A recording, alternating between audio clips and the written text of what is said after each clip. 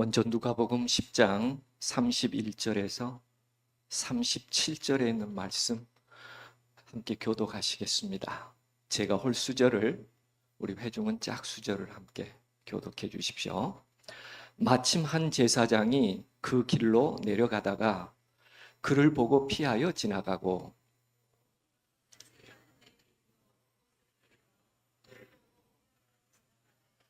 어떤 사마리아인은 여행하는 중 거기 이르러 그를 보고 불쌍히 여겨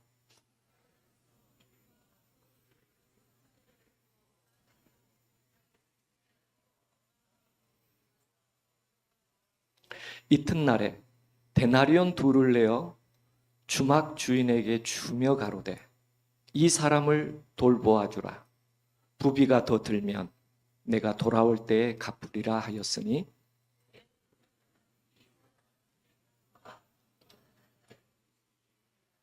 가로되 자비를 베푼 자니이다. 예수께서 이르시되 가서 너희도 이와 같이 하라 하시니라. 첫 번째 시간에는 재림 성도로서 이 세상을 살아가면서 내 중심의 생각, 편의 쪽으로 자꾸 가고 있는가? 아니면 한 인간의 존엄한 하나님께서 창조하신 나로서의 본성적 자아의 그 가치와 의미를 추구해 가면서 살고 있는가? 이 두 번째 시간에는 우리가 흔히 성공이라고 하는 것에 최선을 다합니다만 우리 삶의 성공이 더 중요할까? 행복이 더 중요할까? 내 삶의 행복도 중요하지만 나와 함께한 사람들의 행복을 난 어떻게 기여하며 살 수 있을까? 이런 생각을 해보았습니다. 오늘 이 시간의 세 번째 시간입니다. 이룸이라고 하죠. 살아가면서 뭔가 흔적을 남겨야 되지 않을까요? 성과도 참 중요합니다. 그러나 다시 생각해 보면 그것 때문에 오히려 더 우리 삶이 핍절해지고 하나님의 뜻에 역행하는 경우들이 참 많이 있습니다. 생소하지만 어쩌면 낯설지만 비움이라고 하는 그리스도의 모형을 통하여 재림 성도로서 우리 남은 삶을 어떻게 살 것인가, 오늘 함께 좀 명상해 보려고 하는 주제입니다. 여러분이 잘 아는 권투 선수요, 무하마드 알리는 1974년에 WBA, WBC 함께 묶어서 헤비급 세계 타이틀 매치를 하게 되는데요. 이때까지 조지 포먼은 40전 40전승 한 번도 진 적이 없어요. 그런 막강한 선수와 타이틀 매치를 하게 됐는데 결과는 어떻게 했을까요? 무하마드 알리가 8회 KO승으로 이겨서 다시 챔피언에 복귀하게 됩니다. 얼마나 큰 성취예요. 온 세계 사람들이 이 경기를 아주 흥미있게 지켜봤습니다. 그 뒤로 무하마드 알리는 점점 경기력과 체력이 떨어지고 있었어요. 그래서 주변에 그를 사랑하는 사람들이 늘 이렇게 얘기했습니다. 이제 권투를 좀 그만두는 것이 좋지 않겠냐. 무하마드 알리는 어떤 환상을 계속 가져가고 싶었어요? 계속 내가 이겨야 되고 챔피언이라고 하는 생각이요. 그 후로 경기력도 떨어지고 실력도 점점 노쇠 탓이겠죠. 많이 맞습니다. 결국 주변의 사랑의 권고를 듣지 않았어요. 그래서 그는 81년도에 링에서 떠나지만 84년도에 파킨슨이라는 병이 급속히 발전해 가다가 2016년에 사망합니다. 이걸 두고 많은 사람들이 이 얘기합니다. 언젠가 우리가 멈춰야 될 때가 있다. 근데 사람은 멈추고 싶지 않다는 거예요. 그런 내용을 담은 책이 하나 있는데 퀴시라는 책입니다. 계속 버티고 계속 하는 것만이 최선일까 하는 이 얘기죠. 그만두는 것도, 내 내면의 어떤 일들을 비워내는 것도 용기요 지혜다, 이렇게 얘기합니다. 우리는 물론 그렇습니다. 개미처럼 포기하는 사람은 이길 수 없고 이기는 사람은 포기하지 않는다. 참 명언 중에 명언이에요. 그럼에도 불구하고 끊기만을 숭상하다 보면 더 이상 가치가 없는 일, 더 어려워지는 일에도 그 일에 목을 매기 시작하면서 더 많은 실패와 후회를 경험하게 됩니다. 고산을 올라가는 전문 산악인에게도 한 원칙이 있다고 합니다. 정상을 코앞에 두고 있을지라도 반환 시간이 되면 반드시 하산해야 된다. 여러분 그 막 8,000m 이런 그 히말라야 같은 고봉을 올라갈 때 정상이 한 100m 정도 남겼어요. 그러면 그냥 100m 조금 더 올라갔다 내려오면 얼마나 좋겠어요. 그런데 원칙은 뭐라고요? 하산 시간에는 반드시 돌아서 내려가야 한다. 세계적으로 훌륭한 등산가가 있었습니다. 롭 홀이라는 분인데요. 그 전해에 등반인이 등반 시간을 지켜서 하산하는 바람에 정상 정복을 못했어요. 이분이 좀 도와주고 싶었습니다. 그래서 이분이 정상에서 그 도와주고 싶은 사람이 올라올 때까지 기다렸어요.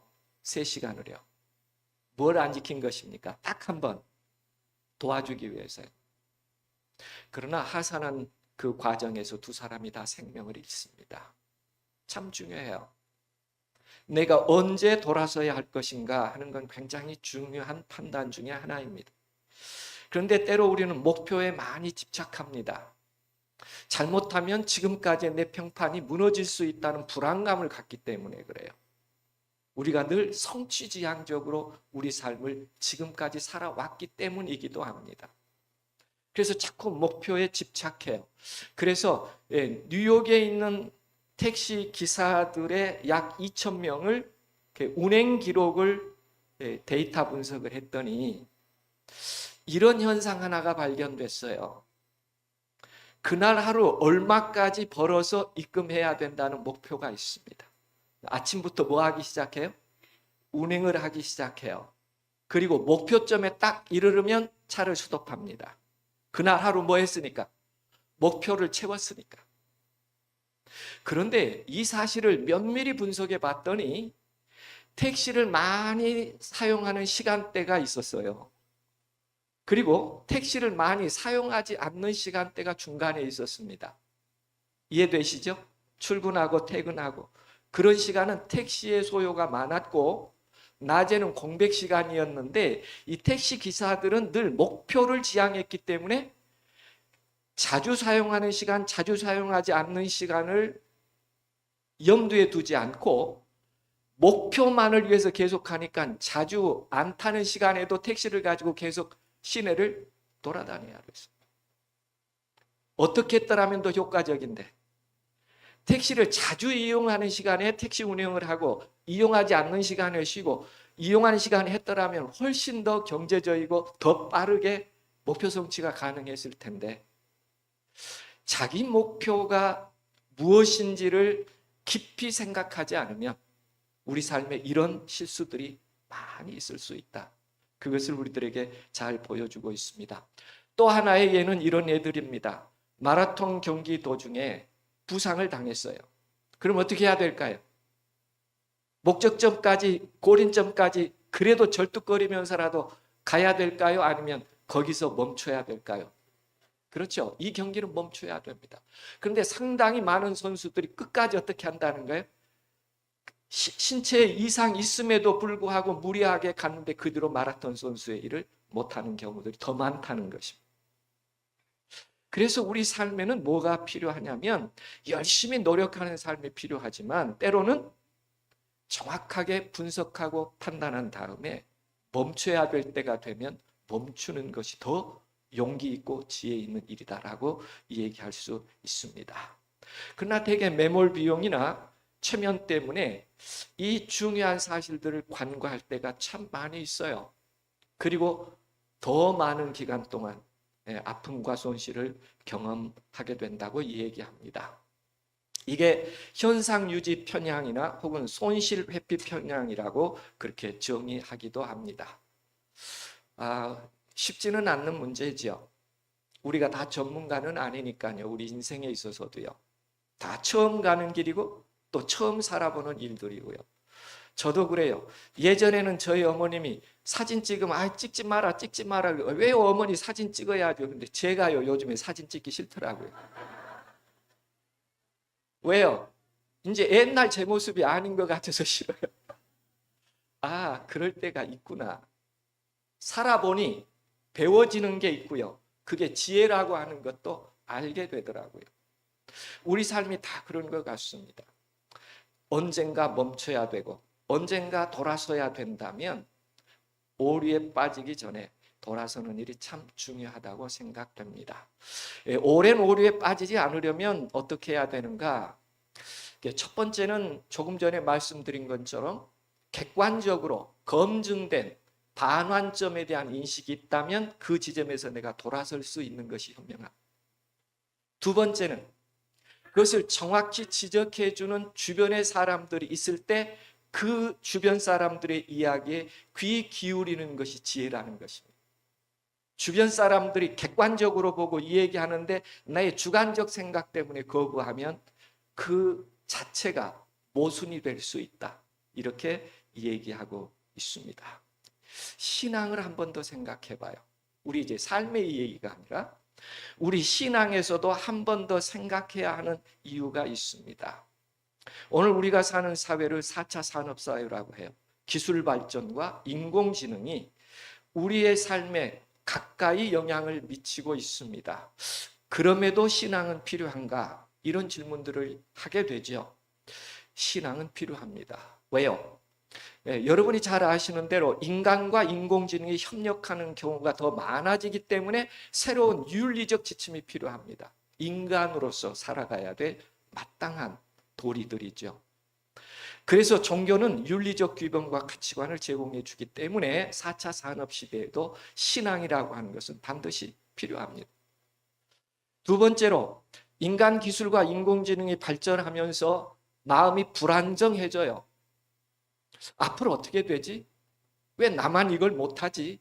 이런 생각들이 반복적으로 찾아오게 됩니다. 이런 불안감을 뭐가 안정하게 해줘요? 신앙이 정서적 안정감을 가져다 줍니다. 기도를 통해서 또 신앙하는 일의 집단 생활들을 통해서 내면의 삶을 안정시키고 때로는 위로를 받을 수 있죠. 그래서 4차 산업시대에도 현대인들에게 신앙은 반드시 필요하다라고 말씀드릴 수 있겠습니다. 세 번째, 어떤 경우에 신앙이 필요한가? 4차 산업시대라고 할지라도 다양성이 더 다양해지기 때문에, 더 세분화되기 때문에, 그러나 이러한 다양성을 존중하고 인간과 사회 간의 교류를 촉진하는데 뭐가 또 필요해요? 신앙과 종교가 필요합니다. 그래서 우리는 신앙의 발음과 새로움을 추구해 가야 되죠. 4차 산업시대에 기술이 발전하고 인간의 가치관들이 바뀌어져 간다고 할지라도 인간의 궁극적인 가치관은 어디에서부터 나오기 시작합니까? 하나님의 말씀이에요. 우리를 지으신 하나님으로부터 나옵니다. 그래서 신앙은 내 자존감을 지켜가는데 아주 유익하고 필수적이기 때문에 4차 산업시대에도 우리가 신앙을 신실하게 하는 일은 꼭 필요하다라고 말씀드릴 수 있겠습니다. 어제도 그제도 말씀드렸던 것처럼 재림교의 정체성은 평안한 데 있더라, 투쟁하는 데 있더라. 아주 논쟁하고 더 깊이 비평해보고 또 다시 깊은 논쟁을 통해서 그 시대에 하나님이 말씀하시는 하나님의 뜻을 헤아려 가는 것이 이 논쟁이라고 하는, 대쟁투라고 하는 기본적인 의미입니다. 싸우는 것이 아니고요. 정말 그것이 그러한지를 더 깊이 분석해보고, 그래서 재림교의 정체성은 과거의 추억의 신앙으로 회귀해 가는 것이 정체성이 아니라 그 시대로부터 하나님이 보여주시려고 하는 빛을 성경을 통해서 발견하여 사회와 세상에 그 빛을 전하는 것을 재림교의 정체성이라고 얘기합니다. 왜냐하면 19세기에 재림교회가 그렇게 태동했거든요. 첫째 날이냐, 일곱째 날이냐, 물에 잠겨야 되느냐, 물을 뿌려야 되느냐, 죽으면 아무것도 없느냐? 아니면 뭔가 떠서 존재하느냐? 하나하나 다시 비평해보고 다시 성서적 입장에서 더 진실한 하나님의 뜻이 무엇인지를 계시하는 것이 재림교회 태동의 이야기였다면, 이 정체성은 항상 지금도 우리가 믿는 모든 신앙을 지금의 이 시대로부터 하나님이 말씀하시는 뜻이 무엇인지를 다시 해석하고 진일보하게 하나님의 뜻을 이루어가는 것을 재림교회의 정체성이라고 말할 수 있습니다. 그런 의미에서 우리는 이 정체성이 다양성과 유일성 속에 어떤 조화를 이루어야 되느냐 하는 말씀을 드렸어요. 우리는 이미 여러 민족 또 족속과 방언과 백성이라고 하는 것은 이미 다양성을 보장하고 있고, 영원한 복음이라는 것은 그 다양성 속에 바꿀 수 없는 유일성을 말하고 있다. 이게 재림교회 정체성의 이 조화를 이 시대에 어떻게 가져갈 것인가. 뭘 위해서요? 하나님의 영광을 위해서요.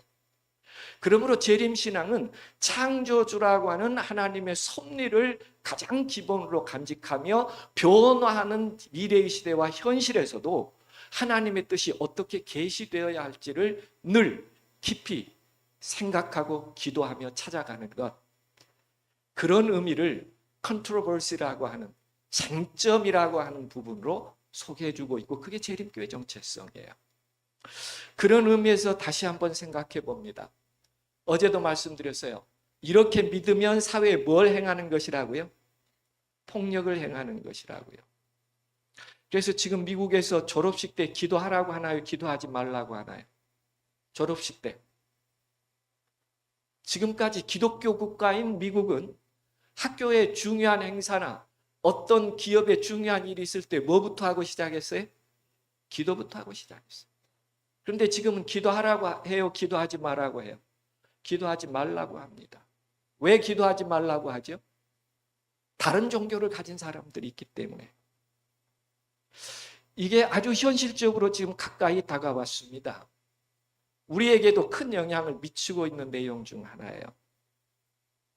우리는 지난번 2021년 1월 22일 제46대 존 바이든 미국 대통령 취임식에서 대표 기도하는 분이 예수 그리스도의 이름으로 기도합니다 하는 그 기도를 회피합니다. 들어보시기 바랍니다. 어떻게 기도하셨는지. To your glory, majesty, dominion and power forever. Hallelujah. Glory, hallelujah. In the strong name of our collective faith. Amen. 마지막 기도를 어떻게 드려요? 당신의 영광과 전능하심과 능력의 다스림이 영원하기를. 할렐루야, 영광, 할렐루야. 다양한 종교의 강력한 이름으로 기도드립니다. 아멘.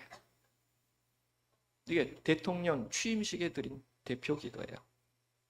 그런가 하면 하원 의원 개회할 때 기도를 외부 목회자들 초청해서 기도하게 합니다. 그런데요, 임마누엘 클레버라고 하는 목사님이 하원 개회 기도를 드릴 때 이렇게 기도드립니다. Peace even in this chamber, now and evermore. We ask it in the name of the monotheistic God, Brahma, and God known by many names, by many different faiths. A man and a woman. 예, 하원 기도예요. 그런데 주의 평화가 지금부터 영원하기를 간구하오며 이 모든 것은 유일하신 신 브라만 혹은 다른 다양한 종교에서 다양한 이름으로 불려지는 신의 이름으로 기도합니다. 아멘, 우만. 남성의 이름으로 여성의 이름으로 기도합니다. 예, 어떻게 지금 미국이 가고 있는지 한눈에 보이시죠? 왜 재림교회 정체성이 중요한가? 왜 우리는 깊이 논쟁해야 하는가? 왜 우리는 다시 비판적 사고로 봐야 하는가? 마지막 시대가 어떻게 빠르게 우리 곁에 가까이 오고 있는가 하는 점들을 볼 수 있습니다. 그러나 우리가 또 하나 생각해야 될 점이 있어요. 혹이라도 우리의 신앙이 잘못된 남용과 오용의 가능성을 이해하지 못하고 있는 것은 아닌가 하는 부분입니다. 종교가 4차 산업시대에도 가지고 있는 한계점이 있을 수 있을까 하는 생각을 가져보면서 어떤 영역에서 남용과 오용이 될 수 있을까? 우리는 최근에 코로나라는 시대를 거쳐오면서 이 부분을 조금은 경험했습니다. 한국 사회가 점점 혐오 사회로 변해가는 것도 사실이었지만 코로나 이후에 현저하게 낙인된 한 가지 사실은 기독교 혐오입니다. 기독교인들이 싫다는 거예요. 그래서 대화 가운데서도 너 아직도 교회 나가니? 염려하는 말입니다. 그리고 엘리베이터에서 목사를 만나면 바이러스를 만나는 것처럼 식겁한다고 그래요. 이런 걸 여과 없이 헤딩으로, 뉴스 헤딩으로 보고했습니다. 기사화한 거죠. 그래서 생각해 봅니다. 왜 이런 의식이 생겼을까? 그 중에 가장 으뜸된 의식은 지금 기독교인들은 다 결코 자기의 기득권을 내려놓지 않는 비희생의식이 가득한 집단, 공동체가 기독교 집단이다. 그렇게 생각해요. 왜 그랬을까요?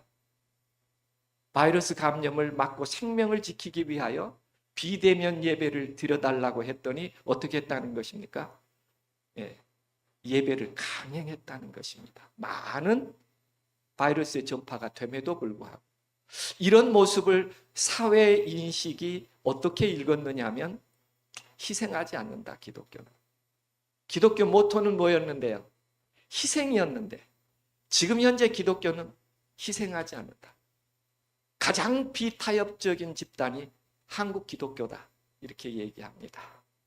그래서 재림교회는 다른데요, 이렇게 얘기하지만 세상은 재림교회와 한국 개신교회를 구별하지 않습니다. 다 뭘로 보기 때문에? 기독교로 보기 때문에.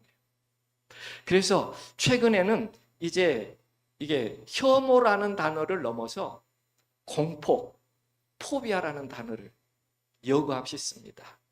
뉴스 헤딩에도요. 우리가 어떤 대상이 된 거예요? 폭력 대상이 된 거예요, 기독교인들이. 그래서 포비아, 공포스럽다. 아주 싫다는 그런 표현이죠. 그래서 우리는 성서가 말하는 희생 모형을 어떻게 이해해 볼 수 있을까? 제가 좀 말씀을 구체적으로 드려본다면 우리는 한 예를 생각해 볼 수 있습니다. 그게 솔로몬의 판결이에요. 솔로몬이 판결을 할 때 여러분이 잘 아시는 것처럼 정말 생모가 아닌 사람은 어떻게 왕의 그 판결에 대답을 했습니까? 군사를 불러서 칼을 가져오라고 하고 아이를 반으로 딱 나누어서 반쪽 나눠주라고 그렇게 하니까 생모가 아닌 사람은 뭐라고 얘기했어요? 아주 공정하다고 얘기했어요. 반으로 딱 나눠주니까 얼마나 공정한 거예요. 왕이요, 공정합니다. 그랬더니 생모는 뭐라고 한 거예요? 아니요, 내 아이 아닙니다. 내 아이 아닙니다. 그 아이를 죽이지 마시고 저 여인에게 주십시오. 여러분, 이 말을 하는 순간 이 생모는 모든 걸 다 있습니다. 그럼에도 불구하고 공정함이 중요하지 않았어요. 뭐가 더 중요했어요? 아이의 생명을 살리는 것이 중요했어요. 그게 기독교의 근본적인 희생 모형이에요. 예수님께서 어떻게 이 땅에 오셔서 희생했는지에 대한 이해할 수 있는, 그리고 우리 생활에 적용할 수 있는 가장 근본적인 모형입니다. 생모의 비움이라고 하는 것이죠. 그래서 우리는 이 마지막 시간에 이 중요한 부분 하나를 더 깊이 한번 우리의 신앙 고백의 하나 중에서 살펴보려고 하는 것입니다. 그래서 이렇게 얘기합니다. 예수님께서 하신 말씀 가운데 무엇이든지 저희의 말하는 바는 행하고 지키되 저희의 행위는 본받지 말라. 굉장한 의미 있는 이야기를 예수님께서 하셨어요. 그들이 말하는 것은 뭐 하되? 지키되 그들이 뭐 하는 건 따라하지 말라. 그렇지만 하고 있는 그 일은 따라서 하지 말라. 오늘 예수님께서 이 땅에 우리의 모습을 보신다면 우리에게 이 말 하실 것 같습니까? 이 말 안 하실 것 같습니까? 제가 좀 더 말씀드리면 답이 분명해지실 것 같습니다. 우리는 점점 마지막 시대가 되면서 기독교의 가시 현상이 세상에 편만해지고 진정한 그리스도의 희생 모형은 점점 보이지 않는 시대가 어쩌면 우리가 사는 시대고 또 한국 기독교가 보여준 모습이라면 재림교회는 어디만큼 와 있으며 보여주고 있을까? 오늘 주제처럼 너희 생각에는 어떠하냐 하는 질문 가운데 더 한번 깊이 들어가 보도록 하겠습니다. 우리 가정에서 아이들이 부모에게 이런 질문 많이 합니다. 아빠, 안식일인데 이거 해도 돼요? 이런 얘기 혹시 들어보셨습니까? 이런 얘기.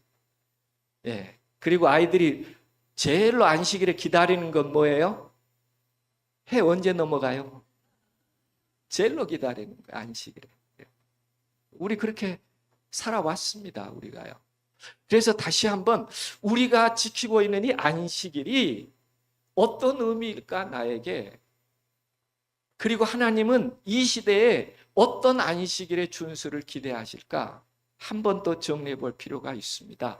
그래서 오늘 본문 누가복음 10장의 이야기를 통해서 함께 좀 정리해 보려고 해요. 첫 번째는 이렇게 성경은 기록합니다. 마침 한 제사장이 그 길로 내려가다가 그를 보고 피하여 지나가고 또 이와 같이 한 레위인도 그곳에 이르러 그를 보고 피하여 지나가되 어떤 사마리아인은 여행하는 중 거기 이르러 그를 보고 불쌍히 여겨 가까이 가서 피하여 지나가고 라고 하는 말과 불쌍히 여겨 가까이 가서라고 하는 말은 그림으로 그리면 방향이 좀 다릅니다. 그렇죠? 방향이 좀 달라요. 그래서 사마리아인이 간 길을 무슨 길이라고 얘기하냐면 고든 길이라고 얘기합니다.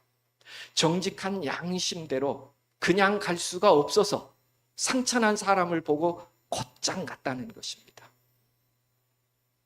이 부분이 쉬운 일은 아니죠. 우리의 일상에서도요. 그런데 우리 한국교회 재림교회가 전파되기까지 우리가 이해할 수 있는 한 일이 있었습니다. 그게 뭐냐면 제2대 PUC 학장에 대한 이야기입니다. 1896년이에요. 일본의 오쿠하라 목사가 PUC로 패시픽 유니언 칼레지입니다. 필리핀이 아니고요.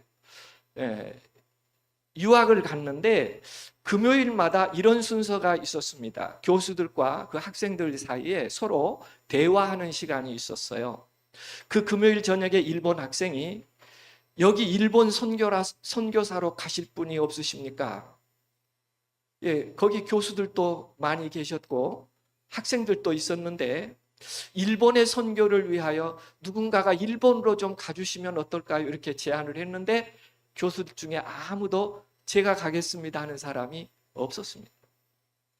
그때요, 당시 PUC 학장인 그레인저 학장이 자기가 가겠다고 손을 듭니다. 그리고 학장직을 바로 그 시점에 그만둡니다. 그리고 똑같은 해 1896년에 일본에 도착해서 3년을 선교하다가 질병으로 돌아가셔요. 일본에 가셨어요. 그런데 이분이 돌아가시기 전까지 일본 선교가 쉽지 않았죠. 세 사람을 그리스도에게로 인도하는데 그 세 사람 중에 침례받은 한 사람이 여러분이 잘 아는 구니아 히데 목사님이에요. 누구에게 침례를 줬죠? 한국 선교의 시조인 이응현, 손흥조 두 사람에게 침례를 베풀었어요. 그리고 그들이 와서 열심히 선교했지만 참 힘들었어요. 잘 알지 못하기 때문에. 그래서 어떤 얘기를 하느냐면 이제 뭐 이렇게 대여섯 명 신앙을 하게 될 때 그 구니아 히데 목사님을 불러서 우리가 전도회를 한번 합시다. 그러다가 어떤 얘기를 하냐면 그래도 일본에서 그 목사님 모시려면 한 30명은 만들어 놓고 우리가 불러야지 뭐 대여섯 명 오라고 하면 되겠습니까? 미안하지요. 그분들이 열심히 선교해서 한 30명을 만듭니다. 그리고 편지를 썼어요. 구니아 히데 목사님, 우리는 더 배우고 싶습니다. 거절하지 않고 한국에 오셔서 전도회를 했고요. 그렇게 한 다음에 여러분이 화면에서 보신 것처럼 평안남도, 진남포, 용강, 강서, 중화 이런 곳에 전도 집회를 열었고 한국의 첫 교회가 세워지는 계기가 됩니다. 한 사람이 양심에 따라 바른 길을 선택할 때 하나님은 그 결과를 한 나라의 재림 기별이 증거될 수 있도록 역사하시는 섭리로 인도하셨다는 것입니다. 그래서 우리들에게 굉장히 소중한 가치 하나를 우리들에게 설명해 주고 있습니다. 세상 많은 사람들이 피하여 갈 때 정말 의미적으로 곱게 간 한 사람이 될 수 있을까? 내가 신앙인으로서 마땅히 가야 될 길이라면 의지와 심령이 정직한 마음으로 하나님의 뜻대로 살고자 결심한다면 우리 시대에도 더 아름다운 일을 위하여 우리 마음을 결단하고 정리해 갈 그럴 필요가 반드시 우리에게 있겠습니다. 두 번째로 본문에서 보여준 내용은 뭐냐면 기름과 포도주를 그 상처에 붓고 싸매고 자기 짐승에 태워 주막에 데리고 가서 돌보아 주고 라고 하는 말입니다. 참 쉽지 않죠. 하루는 여관 주인이 청소를 다 정리하고 석양쯤 됐는데 손님이 오는 것 같아요. 야, 눈여겨봅니다. 그런데 한 사람 같기도 하고 두 사람 같기도 하고 세 사람 같기도 하고 가까이 오는데 이상한 거예요. 나기 위해 상처난 사람이 하나 있어요. 그분이 안고 들어오는데 보니까 언어 사용이나 옷은 사마리아 사람인데 상처 입은 사람은 유대인이에요. 여관집 주인이 이상하게 생각한 것입니다. 세상에 별일도 다 있네. 유대인이 그의 종교성 때문에 사마리아 사람 하나 이렇게 살려줬다면 이해가 되는데 그렇게 모멸감을 받고 그렇게 배제당한 그 사마리아 사람이 어떻게 유대인을 데리고 왔는가?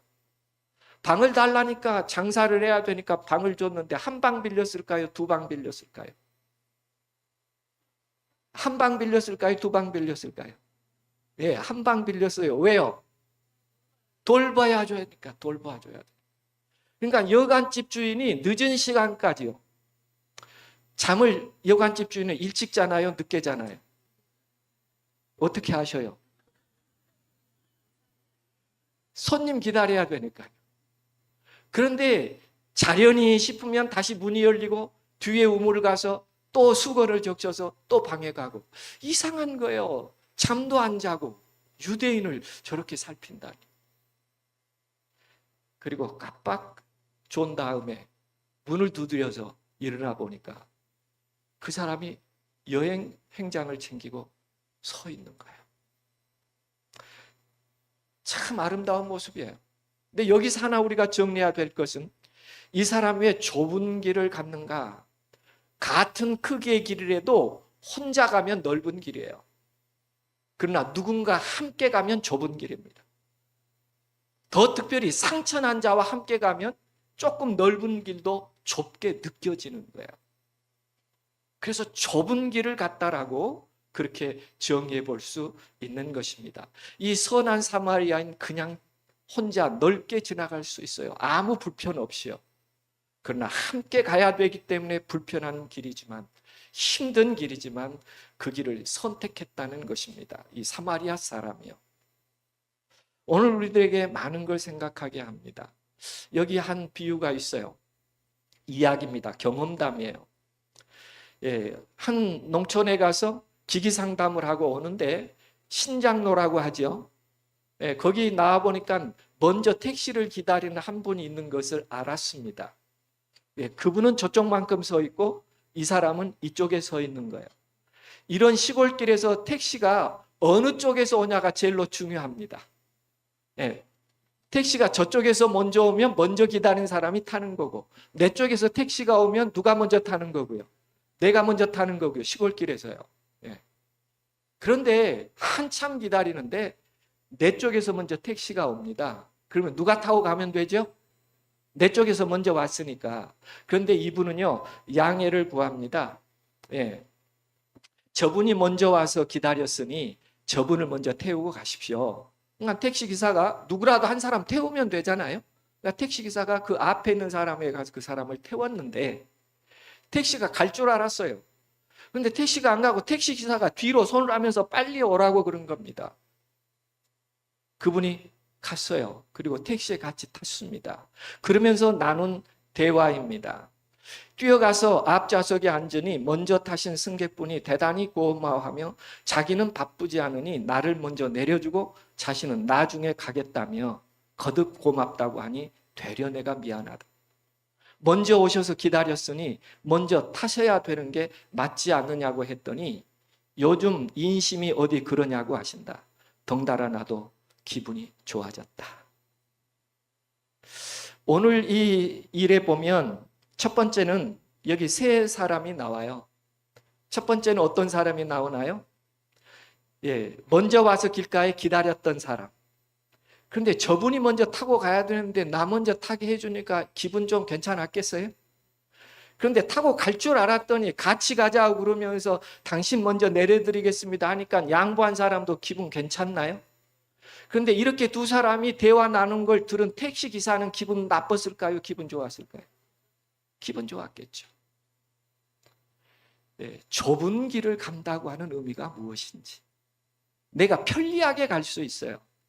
그럼에도 불구하고 함께 가기에 좁은 것처럼 느껴지는 일이 있을지라도 그 길이 그리스도인이 선택할 수 있는 사마리아 사람의 길이라는 것을 기억했으면 참 좋겠습니다. 그게 우리가 선택하는 일이에요. 함께 갈 수 있는 일.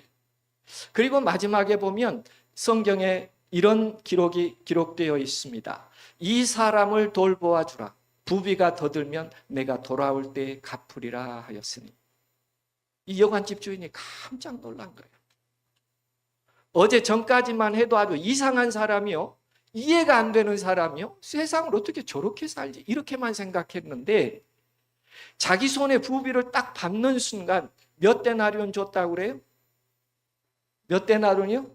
2데나리온. 그러면 며칠 정도 돌봐주면 된다고 판단했어요? 이 사람은 한 이틀 정도 살펴주면 조금 상태가 좋아질 것이고 더 기간이 연장되면 내가 더 지불하겠습니다. 여관집 주인이 그 데나리온을 받은 순간에요, 마음에 변화가 일어납니다. 어떤 변화가 일어났을까요? 나는 이 사람처럼 한 번도 살아보지 못했다. 나는 정말 좀 저 사람은 이상한 사람이라고만 생각했는데 자기 삶을 되돌아보면서 그 순간 여관집 주인이 그 사마리아 사람에게 이렇게 말합니다. 여보시오, 나는 당신을 참 이상하게 봤어. 미안하오. 그런데 내가 오늘 당신의 이 아침의 모습을 보면서 나는 한 번도 당신처럼 그렇게 살아보지 못했지만 오늘 내 불현듯 이런 마음이 듭니다. 여보시오, 당신은 그냥 가도 되겠소. 내가 나머지는 당신처럼 제가 돌보겠습니다. 이것을 거듭남이라고 말합니다. 우리가 예수 그리스도의 이야기를 들을 때 제7일 안식일 예수 재림교인들의 그 살아가는 믿음을 봤을 때 이상하게 보일 수 있어요. 누군가는요. 그러나 언젠가 그들을 바라보고 어느 한순간에 그들도 뭉클하게 나는 저렇게 한 번도 살아보지 못했는데 나도 저렇게 살아보고 싶다는 생각을 갖게 하는 것. 그것을 우리는 성령의 역사라고 합니다. 다른 일을 성령의 역사라고도 표현할 수 있겠지만 인간이 하나님 앞으로 나아가는 일의 성령의 역사란 누구를 통하여요? 우리의 바른 삶을 통하여 그리스도의 모습을 발견해가는 것, 그것을 우리는 진정한 선교라고 얘기할 수 있습니다. 부비가 더 들면 내가 돌아올 때 갚으리이다. 참 선한 사마리아 사람의 갔던 그 숭고한 길, 아름답고 높은 길을 우리는 거룩한 길이라고 소개합니다. 그러므로 선한 사마리아인은 신분상으로는 낮은 사람이었습니다. 그럼에도 불구하고 이타적인 희생의 삶을 소중한 가치로 소유한 사람이기에 행동할 수 있는 지성과 양심을 가졌어요. 신분이 어떠했느냐, 지금 형편이 어떠느냐가 아니라 어떤 고결한 정신과 가치를 가지고 의미 있는 삶을 살아가느냐가 재림성도의 가장 기본적인 생각이라는 것을 이해해 보게 됩니다. 그래서 예수님께서는 이렇게 얘기하셔요. 내 의견에는 이 세 사람 중 누가 강도 만난 자의 이웃이 되겠느냐? 그들이 대답합니다. 자비를 베푼 자 아니이다. 예수께서 이르시되 가서 너희도 이와 같이 하라 하시니라. 우리에게 예수님께서 분부하신 내용이죠. 너희도 가서 이와 같이 하라. 곧은 길도 함께하기에 좁은 길도 그리고 누군가를 위하여 고상하고 높은 그의 삶의 아름다운 모습을 우리의 삶에서 이루어가라고 얘기하면서 예수님은 오늘 또 우리들에게 묻습니다. 너희 생각에는 어떠하뇨? 이룸이 중요하뇨? 비움이 중요하뇨? 우리는 안식일을 기억하여 거룩히 지키라 하는 이 내용 가운데 참 많은 생각을 하면서 많은 희생을 하면서 안식일을 지켜옵니다. 저도 참 철저하게 지키지는 못했다고 할지라도 지금도 하나님의 거룩함대로 다 준수하지 못한다고 할지라도 어려운 투쟁의 시기에 하나님의 말씀을 지켜내려고 군대 생활에 저희 가슴은 반달곰이었어요. 아마 여자분들은 잘 이해가 안 될 거고요. 우리 남자분들은 군대 다녀오신 분이 반달곰이 무엇을 의미하는지 이해하실 거예요. 군번줄을 차고 있거든요. 안식일에 교회 간다고 허락해달라고 이 얘기할 때마다 어땠을까요? 주먹으로 가슴을 쥐어박는 것입니다. 그래서 옷을 벗어보면 여러 번 주먹으로 가슴을 맞아서 반달곰처럼 보라색으로. 그래서 수요일 날 전투체육 날 쫄병이 먼저 나가야 되니까 옷 벗고 나가면 상급자가 저를 보고 너 왜 그래? 하고 자기가 옷 벗고 나가요. 나가지 말고 있으라.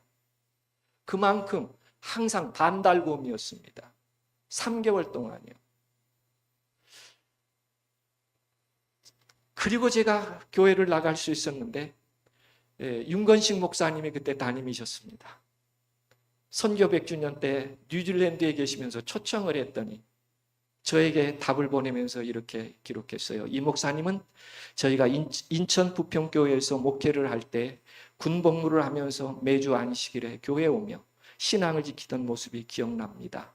신앙 지키기 힘든 때요. 제가 어떻게 어려움 가운데 있었는지를 이분이 잘 아셨기 때문에 기억 속의 한마디를 저에게 편지글 속에 넣어주셨어요. 그런데 제 생각이 바뀐 한 지점이 있었습니다. 더 변화한 한 부분이라고 할까요? 여러분이 헥소고지라고 하는 영화를 보셨을 것입니다. 데스몬드 도스의 이야기요. 재림교인의 이야기입니다. 그런데 그 영화의 한 부분에 보면 안식일의 준수의 의미를 생각해 볼 수 있는데 한번 작전에 실패하고 내려온 다음에 두 번째 도전을 해야 될 시점에 왔을 때 중대장이 지금 후송병원에서 치료받고 있는 데스몬드 도스에게 이런 제안을 합니다. 여러분이 보셨으나 한번 들어보십시오. 죄송합니다.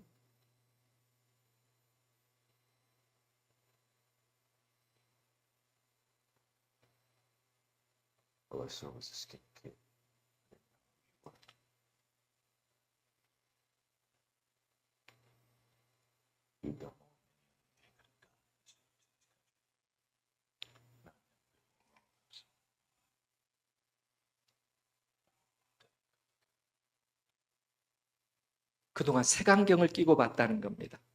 데스몬드 도스를요. 안식일을 지키는 문제라요. 그 다음 말이 중요합니다.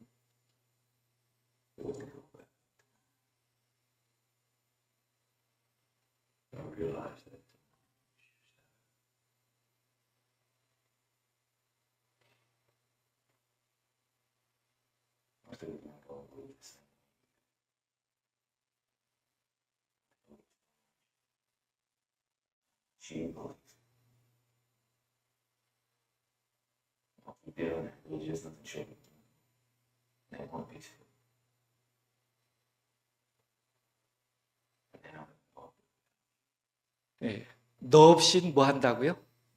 그 고지 올라갈 수가 없다고요. 내일이 안식일인데 너 없이는 우리 동료들이 너 같은 믿음이 없기 때문에 올라갈 수 없다고 얘기합니다.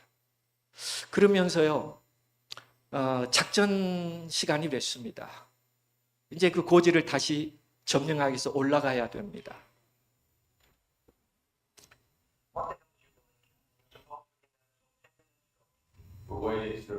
Waiting for what?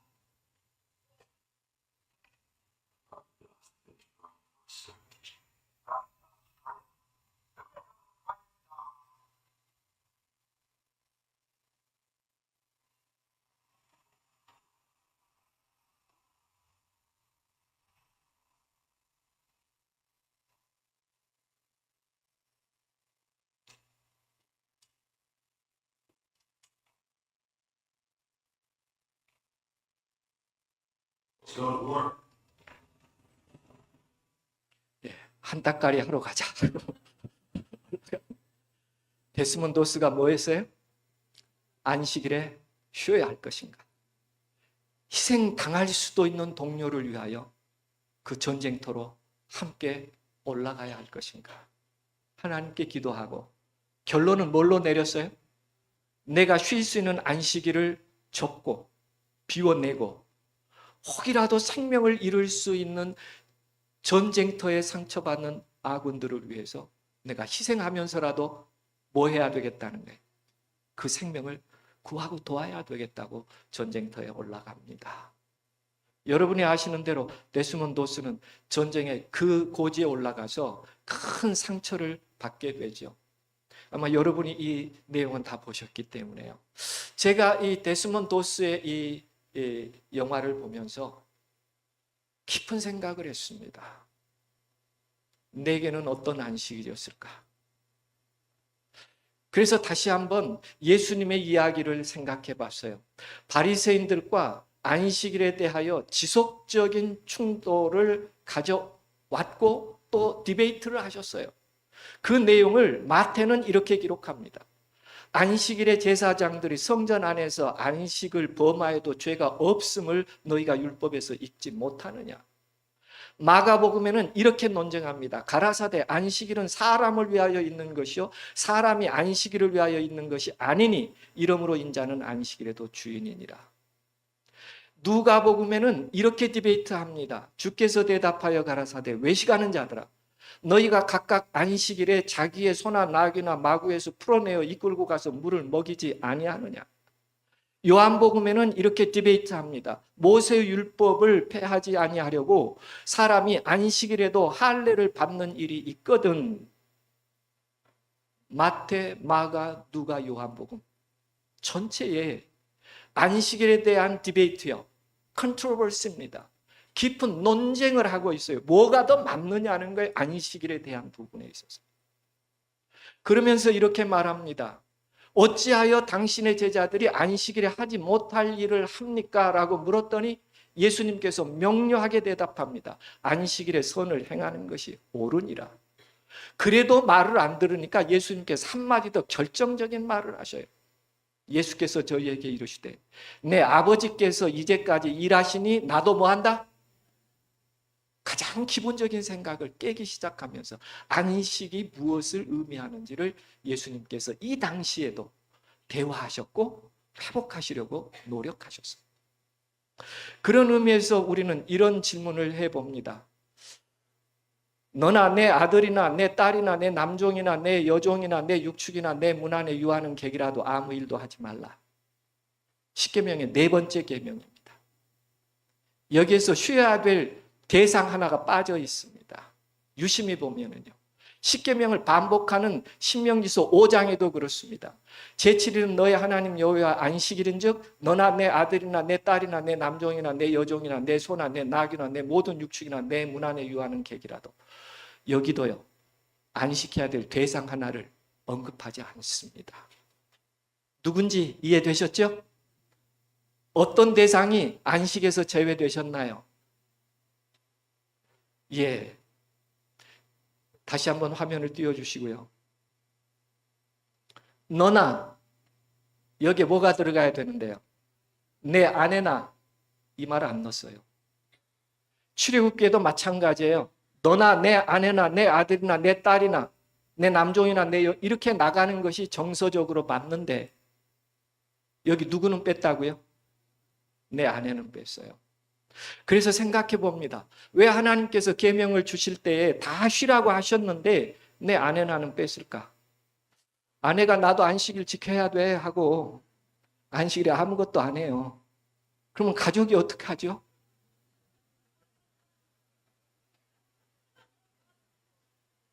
하나님이 계명을 주시면서 안식이 무엇을 의미하는지를 가장 명료하게 지적해서 말씀하고 계신 것입니다. 안식일이 무엇을 의미하는지. 그래서 다시 한번 탐구를 해봅니다. 아내란 말이 성경에 안 나오나 그러면 구약시대는 수를 계산할 때 아이나 아이들을 뺐으니까 안 해요. 성경에 보면 내 이웃의 집을 탐내지 말지니라 내 이웃의 뭐도 언급해요? 아내도 언급해요. 그 다음에 창세기 8장에요.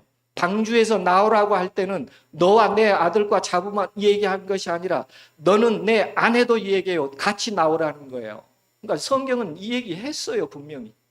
그럼에도 불구하고 십계명에서는 안식의 대상에서 그 내 아내 나를 제외했어요. 이거 정말 성서적인가? 다시 한번 살펴봤습니다. 그리고 출애굽기 12장 16절에 보면 너희에게 첫날에도 성회요 제7일에도 성회가 되리니 이 두 날은 아무 일도 하지 말고 각인의 식물만 너희가 갖출 것이니라 이렇게 썼기 때문에 잠깐 읽고 그냥 지나갔어요. 그런데 이 의식을 가지고 다시 봤습니다. 그랬더니 이렇게 기록되어 있어요. Do not work at all on these days. 이 절기 안식일들에는 뭐 하지 말라는 거예요? 어떤 일도 하지 말라는 거예요. Except 제외하고 뭐 하는 일에 to prepare food 음식을 준비하는 일을 제외하고 for everyone to eat 모두가 먹게 하기 위한 양식을 위해서 일하는 것을 제외하고 that is all you may do. 너희가 지켜야 될 모든 것이다. 그러니까 뭐 하라는 거예요? 안식일에 대접하라는 거예요. 제게는 아주 명료해졌습니다. 안식일의 의미가 무엇인지요. 그래서 제가 여수병원에 있으면서 이걸 깨닫고요. 제가 한번 제 나름대로 노력해 봤습니다. 제가 원장이었고요. 담임 목사였거든요. 영양사에게 이 얘기했어요. 안식일에 조리원으로 나를 배정을 하시오. 스케줄을 짜오라고 그랬어요. 그랬더니 처음에는 안 짰어요. 아니요. 내 말대로 나를 조리원 하나로 배정하라고 그랬어요. 왜냐 우리 직원들이 봉사했거든요.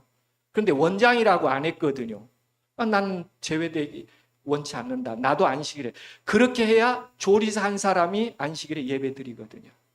이해되시죠? 병원도 새끼를 다 환우들을 위해서 대접을 해야 되기 때문에. 그런데 영양사님이 자꾸 저를 뺍니다. 왜 뺐을까요? 시간을 맞춰야 되는데 속도가 안 나서 까는데. 그럼에도 불구하고 할 수 있는 대로 영양팀장에게 나를 배정하라. 나를 배정해서 한 사람 안식하게 하라. 그때마다 제 마음속에는 큰 기쁨이 있었습니다. 그리고 영감의 글을 살펴봤어요. 넷째 계명에 의하여 안식일은 휴식과 종교적 예배에 바쳐져 있다. 세속적인 모든 일은 중지되어야 하지만 자비와 자선의 일은 주님의 목적과 일치한다. 그런 일들은 시간이나 장소에 구애되어서는 안 된다. 괴로워하는 자를 구제해주고 슬퍼하는 자를 위로해주는 것은 하나님의 성의를 존중히 하는 사랑의 활동이다. 하나님의 성의를 존중히 여기는 사랑의 활동이다. 자비를 베푸는 행위와 꼭 필요한 일들은 안식일에도 무엇되었으므로 허락되었으므로 병자와 고통당하는 자를 언제나 돌봐줘야 한다. 그러나 불필요한 일은 엄격히 피해야 한다. 모든 사람은 하나님의 거룩한 날에 자원하는 봉사를 통하여 그분을 영화롭게 하는 일에 연합해야 한다. 어떤 날이에요? 하나님의 거룩한 날이에요. 다 함께 읽어보겠습니다. 하나님께서 귀중히 보시는 것은 사랑의 봉사이다. 이것이 결여된 채 행하는 의식의 단순한 반복은 하나님께 대한 범죄이다. 안식일도 역시 그러하다. 우리가 어떤 안식일을 지켜야 될지 좀 그림이 그려지시나요? 예. 하나님이 이렇게 혼란하고 때로는 복잡해져가는 4차 산업시대에 쉼과 안식이 필요한 세상을 향하여 제7의 안식 예수 재림교인들이 어떠한 신앙으로 그들에게 다가가야 될지를 우리들에게 잘 이야기해 주고 있습니다. 그래서 이사야서는 이렇게 얘기해요. 전에 그들에게 이르시기를 이것이 너희의 안식이요 이것이 너희 상쾌함이니 너희는 곤비한 자에게 무엇을 주라? 그러니까 내 안식이 아니라 담장 너머의 사람에게 어떤 안식을 줄 수 있느냐가 제7의 안식일 예수 재림교회 안식일의 정체성이라는 것을 다시 한번 받아들였으면 좋겠습니다. 그것이 우리를 비움이에요. 그것이 하나님의 뜻을 세상에 드러낼 수 있는 하나님의 안식의 가장 지금 필요한 시대의 메시지라고 생각합니다. 내 담장 너머의 사람이 나의 작은 희생을 통하여 진정한 하나님의 안식을 경험하고 누릴 수 있게 하는 것이 안식의 의미라고 하는 것을 우리들에게 가르쳐주고 있습니다. 그래서 무조건적 환대를 하라. 이 사람에게 내가 사랑을 베풀면 교회에 나올까 안 나올까 생각하지 말고, 이 사람이 교회에 나오면 도움이 될까 안 될까 생각하지 말고, 이 사람이 교회에 나오면 내가 체면이 쓸까 안 쓸까를 생각하면서 뭔가를 하지 말고, 목적 없이 안식일에도 누군가 필요한 사람이 있거든 그를 도울 수 있는 무조건적인 그런 환대와 사랑을 마음속에 간직하며 기도하며 살기를 원하는 것입니다. 그게 진정한 안식의 의미예요.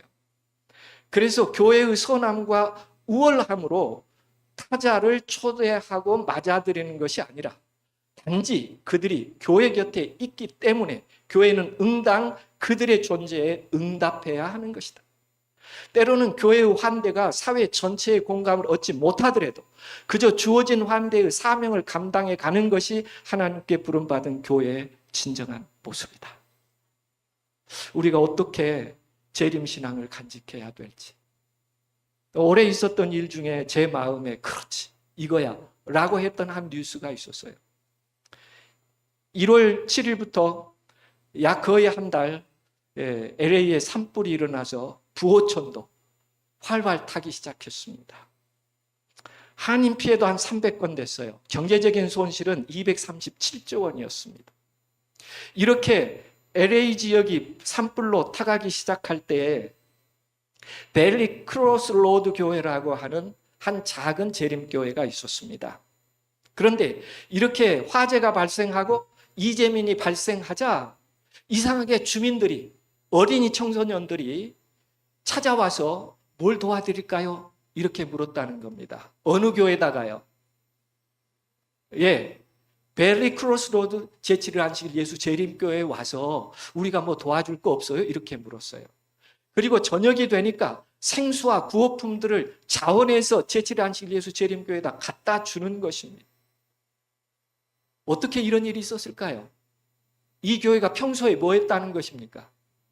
어려운 이웃을 살핀 것을 지역사회가 인식하고 있었기에 화재가 나고 이재민이 발생하니까 이 교회가 또 뭐 할 거다? 필요할 거다. 그래서 저녁에 막 생수를 차러 갔다가 교회에다가 실어 놓습니다. 필요한 사람에게 가져다 주라고요. 그런데 이것도 참 아름다운 일이에요. 교회 안에 구호품들이 가득 차게 됩니다. 그러니 교인들만의 손으로 또 다 나누기가 어려워요. 그래서 이렇게 공지합니다. 벨리 크로스드 교회는 11시 안식일 예배를 잠정적으로 취소하고 그 시간에 이재민을 위한 구호품을 모으고 나누는 시간으로 커뮤니티 뉴스에 공지합니다. 우리는 안식일 예배를 뭐 하겠습니다? 그 시간에 구호품 나누는 시간으로 활용하겠으니 도우실 분 있으면 11시에 저희 교회로 오십시오. 이웃사회에다가. 그 담임 목사 중에 한 사람이 교회 구호품을 이렇게 소개합니다. 영상. what is going on. 많은 Even our little children 지역 are 주민들이 helping out 구호품을 doing their 갖다 놨어요. thing. So what we have here, 의자마다 구호품이 가득합니다. 교회 밖에는 생수가 쌓여져 있어요. 재림교회가 안식일 예배 대신에 지역사회를 돌보는 사랑의 실천으로 월십 서비스를 대신했다. 제가 이 기사를 보면서 참 아름답다. 누군가의 고통을 외면하지 않고 내가 쉴 수 있는 안식을 포기할 수 있는 것이 진정한 안식이 아닐까? 적어도 호남 앞에 재림교회가 이런 아름다운 사랑의 실현이 가능한 교회로 하나님의 안식을 세상에 증거할 수 있기에 창조주 하나님께서 영광을 받으시는 일이 계속 될 수 있기를 주님의 이름으로 기원합니다. 그렇습니다. 미래 선교란 제가 조금 전에도 말씀드린 것처럼 몇 명의 침례자를 내었느냐가 아니라 지역사회 주민 중에 언젠가 내가 신앙을 한다면 나는 저런 신앙을 하고 싶고 내가 언젠가 교회를 간다면 나는 저 교회로 갈 거야 라고 마음먹는 사람들이 얼마나 지역사회에 많이 있는가가 진정한 선교입니다. 그리고 마지막 시대에 성령이 역사하실 때 그들이 결정의 순간에 진리교회를 선택하고 함께 안식에 들어가는 아름다운 사람들이 될 것입니다. 그리고 그들은 이렇게 얘기해요. 우리는 이번 산불로 인해 집, 소지품, 사랑하는 사람들을 잃은 사람들 위해 계속 기도하고 있습니다. 주저하지 말고 저희에게 연락 주십시오. 기억하세요. 우리는 당신을 위해 여기 있고 당신을 사랑합니다. 저는 우리 호남이 이런 아름다운 새로운 안식의 운동이 반드시 일어날 줄로 믿습니다. 또 우리가 그렇게 아름답게 이웃의 행복을 위하여 내 삶을 비워가는 축복이 있기에 하나님이 영광을 받으시게 되기를 간절히 원합니다. 그래서 예수님께서 다시 물어요. 너희 생각에는 어떠하냐? 진정한 사랑이 실현되고 진정한 섬김이 실현되는 그런 재림교회가 되기를 간절히 바라면서 말씀을 줄이겠습니다. 영상 하나가 있었는데요. 시간이 너무 많이 갔어요. 그래서 제가 생략하고요. 우리가 만약에 그렇게 할 수 없을지라도 우리의 본성이 변화되기 위하여 뉴스에 안타까운 기사가 있으면 지나가지 마시고 그 기사의 제목을 두고라도 꼭 기도하는 사람이 되어야 우리가 이웃의 필요를 느낄 수 있고 행할 수 있는 마음의 준비가 될 것입니다. 평소에 기도를 통해서 세상을 읽어가는 아름다운 재림성도가 되므로 진정한 천사가 됐으면 참 좋겠습니다. 그때 하나님의 나라가 이 땅에 임하게 될 것입니다. 함께 기도드리시겠습니다. 은혜롭고 자비하신 아버지, 우리가 언젠가 터닝 포인트가 있다면, 우리의 신앙에서 다시 마음을 결심해야 될 일이 있다면 이번 장막에 담장 너머의 쉼을 필요로 하는 자들에게 우리의 희생을 통하여 하늘의 쉼을 줄 수 있는 거룩한 성도의 길을 가는 재림 성도가 되도록 축복하여 주시옵소서. 예수님의 이름으로 간절히 기도합니다.